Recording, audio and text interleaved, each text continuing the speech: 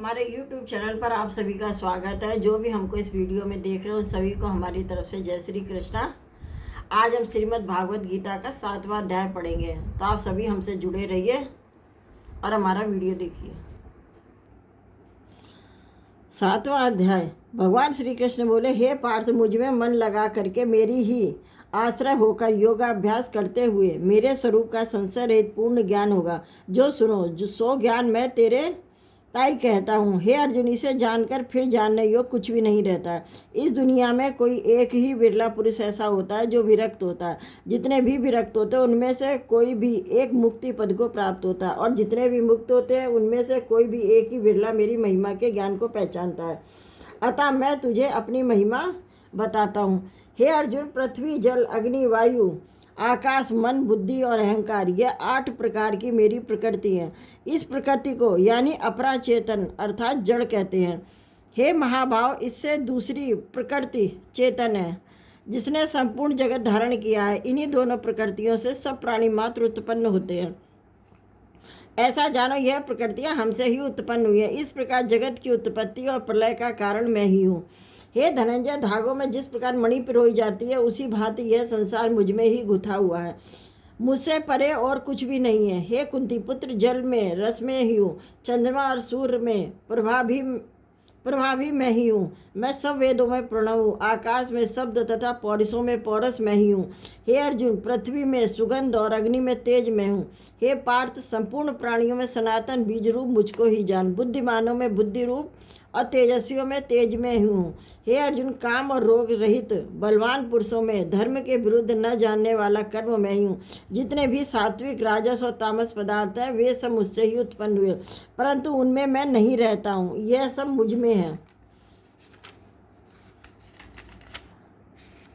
सत, रज, तम, इन तीनों गुणों के प्रभाव से यह सारा संसार मोहित रहता है। इस कारण यह इससे परे मुझ अव्यय परमात्मा को नहीं जानता है। मेरा ही गुणमयी और दिव्य माया अत्यंत दुष्कर है। जो मुझे अनन्य भाव से भजते हैं वे ही इस माया को पार कर जाते हैं। जो पापी, मूढ़ और नराधम है, माया ने जिनका ज्ञान हर लिया है और आश्री भाव ग्रहण हुए हैं, वे मुझे नहीं पाते हैं। हे भारत श्रेष्ठ अर्जुन, 4 प्रकार के जीव मुझको भजते हैं।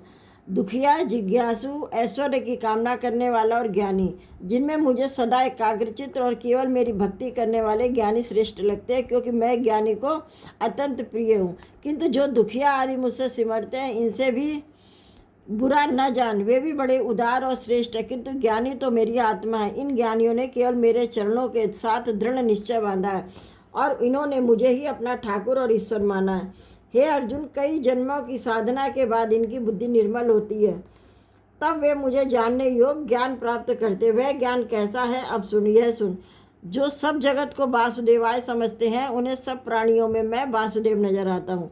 ऐसे ज्ञानी महापुरुष महंत कहलाते हैं, और जो मुझे त्याग कर संसार में मनुष्य और देवता की उपासना करते हैं। अब उनकी बात सुन। जो पुरुष कामनाओं की पूर्ति के लिए जिन जिन देवताओं का पूजन करते हैं वह पुरुषों की उस श्रद्धा को मैं दृढ़ कर देता हूँ। वह इस श्रद्धा से युक्त होकर उस देवता की आराधना करते हैं, फिर उसके मेरे ही रचे हुए कर्म फल को प्राप्त होते हैं। परंतु उन अल्प बुद्धि वालों का फल नाशवान है। देवताओं की आराधना करने वाले उन्हीं देवताओं को मिलते हैं और मेरे भक्तजन मुझ में मिल जाते हैं। मेरे अव्यय यानी अविनाशी, अत्युत्तम स्वरूप को न जानकर मंद बुद्धि लोग मुझे अव्यक्त को व्यक्त देहधारी मानते हैं।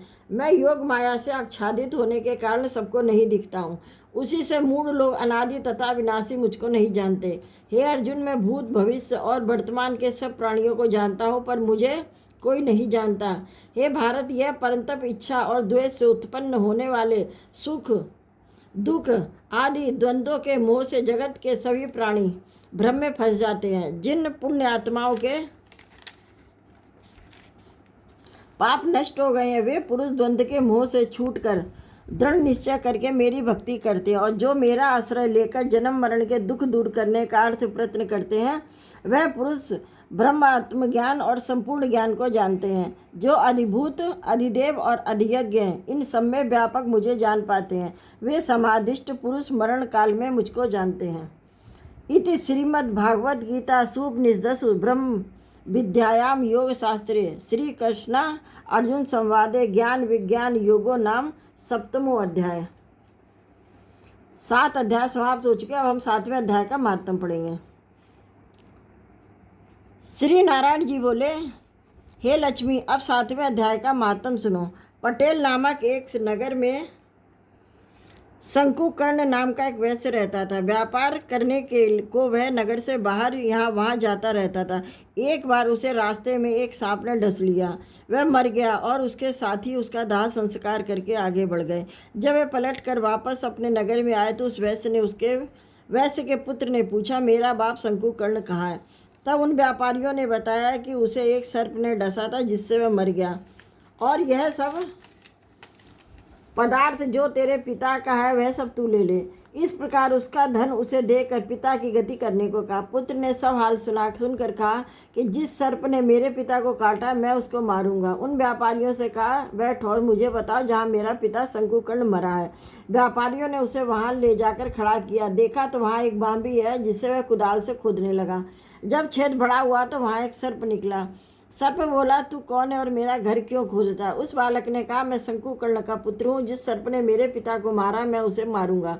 तब सर्प ने कहा, हे पुत्र, मैं तेरा पिता हूँ, तू मुझे इस अधम देह से छुड़ा और मुझे मत मार। यह मेरा पूर्व जन्म का कर्म था, सो मैंने भोगा। तब पुत्र ने कहा, हे पिता, कोई यत्न बताओ जिससे तुम्हारा उद्धार हो।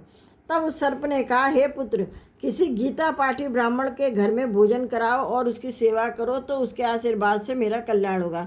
तब उस बालक ने अपने घर पर उस नगर में जितने गीता के पाठ करने वाले थे उन सबको बुलाकर श्री गीता जी के 7वें अध्याय का पाठ कराया और उनको भोजन करवाया।